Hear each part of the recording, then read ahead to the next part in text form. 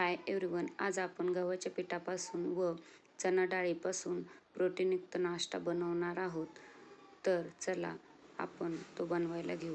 त्यासाठी आपण 3 कांदे घेतले आहे, ते छान बारीक कापून घ्यायचे. इकडे मी कढईमध्ये 3 टेबलस्पून तेल टाकून त्याच्यामध्ये हे बारीक चिरलेला कांदा टाकून घेतला आहे.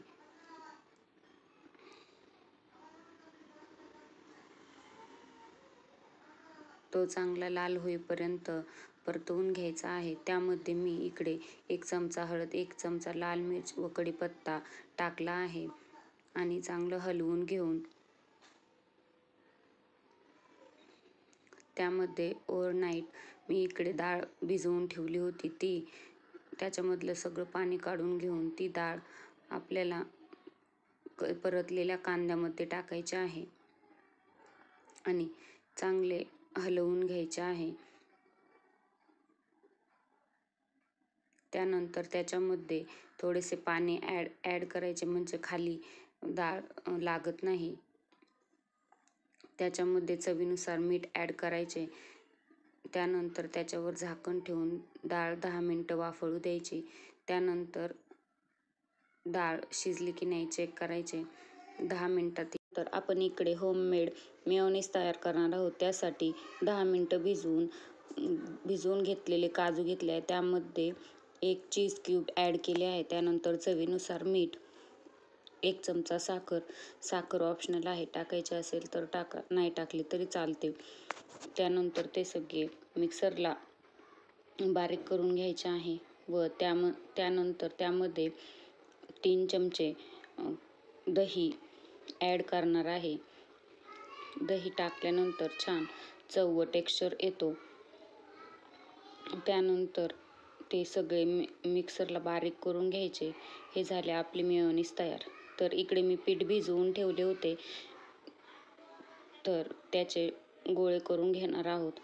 तुम्ही जेवढ्या आकाराच्या तुम्हाला छोट्या किंवा मोठ्या चपात्याला जेवढ्या लाटायच्या असतील तेवढे मोठे व छोटे गोळे करून घ्या. मला मीडियम साईजच्या करायच्या होत्या, तर त्या मी मीडियम साईजचे गोळे करून घेतले आहेत. तर मी एकदम 4-5 करणार आहे. तर मी 4-5 चपात्या एकदम लाटून घेणार आहे. तोपर्यंत आपला तवाही गरम होईल. इकडे मी चपात्या अशा पातळसर लाटून घ्यायच्या आहेत. जास्त जाडही लाटायच्या नाहीत किंवा जास्त खूपही पातळही लाटायच्या नाहीत. पीठ लावून घेऊन चपात्या लाटून घेतल्या आहेत व त्या अशा 50%च भाजायच्या आहेत. जास्त चपाती भाजायची नाही आहे. तर त्यानंतर बनवलेले चणा डाळीचे मिश्रण, केचप, मेयोनीज आणि चीज आपण घेतले आहे. तर त्या चपातीवरती टोमॅटो केचप, मेयोनीज हे सगळे मिश्रण त्यावर चारही बाजूंनी स्प्रेड करायचे आहे एकसारखे. आणि मग सेंटरपासून बाहेरपर्यंत एक काप मारायचा आहे व असा त्रिकोणी काप मारून घ्यायचा आहे. त्याच्या अपोजिट साईडला ते चणा डाळीचे आपण जे मिश्रण केले आहे ते टाकायचे आहे. त्यावर थोडेसे चीज किसून घ्यायचे आहे. चीज टाकले की मुलं आवडीने खातात. तुमच्या मुलांना चीज आवडत असेल तर तुम्ही चीज टाका, नसेल आवडत तर ते स्किप केले तरी चालते. तर हे असे फोल्ड करून घ्यायचे आहे. तर आपले गव्हा चणा डाळीचे सँडविच अशा प्रकारे तयार आहे. तर सगळे सँडविच मी असेच तयार करून घेणार आहे.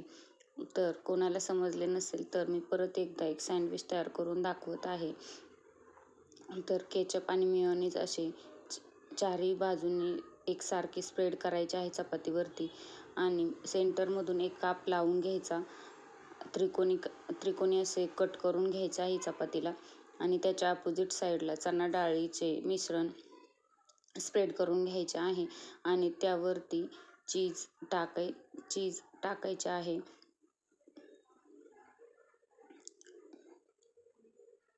व त्याचे व्यवस्थित फोल्ड करून घ्यायचे आहे. असे फोल्ड केले की चणा डाळीचे मिश्रण अजिबात बाहेर पडत नाही.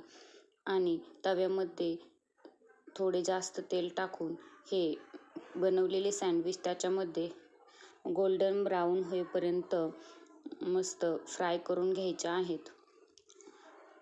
म्हणजे खूप जास्त डीप फ्रायही करायचे नाही आणि खूप जास्त कमी तेलातही भाजायचे नाहीत. मीडियम तेल टाकून त्यामध्ये हे फ्राय करून घ्यायचे आहेत. तर हे आता चांगले गोल्डन ब्राऊन झालेले आहेत. तर मी हे प्लेटमध्ये काढून घेत आहे. तर अशा प्रकारे आपले मस्तपैकी क्रिस्पी सँडविच तयार आहे.